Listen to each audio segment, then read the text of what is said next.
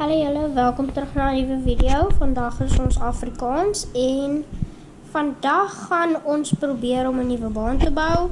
En as ons hier regkom, gaan ons maar net met mekaar praat. En ons gaan dalk iets vind. Wat gaan maak is 'n nuwe baan?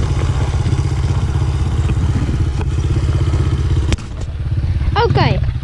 So vandag het my broer gesê ek moet nou vir my nuwe baan gaan uitfigure. Soos julle hoor, hier is hy in die agtergrond. So Ja, vandag Nou moet moet- ons 'n nuwe baan probeer kry. Met al klaar baan, 'n lekker baan, maar nuwe baan. ja, hy sê die baan is nou 'n bietjie boring. So ons is nou besig om te stap. En ja, dan gaan ons probeer uitfigure. Julle kyk wat het ek gekry. 'n Letterlike krap. Dood is. Kan jy nou jouself doen? Wanneer wêreld sal jy nou krap kry? So mooi, ja.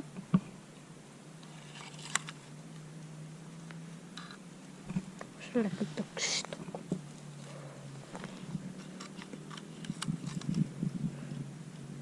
So die knyper is af. Sien. So ja, Ja, so julle, het is lekker warm hier so. Kyk al. onderpys. Kyk hier die krab.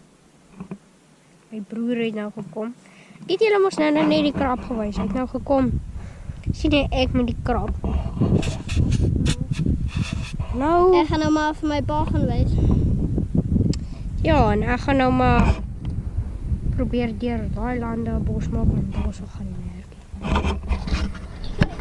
Anyway, hier kom hy nou. Hy behoort nou om in draai te kom. Jep, en is hy.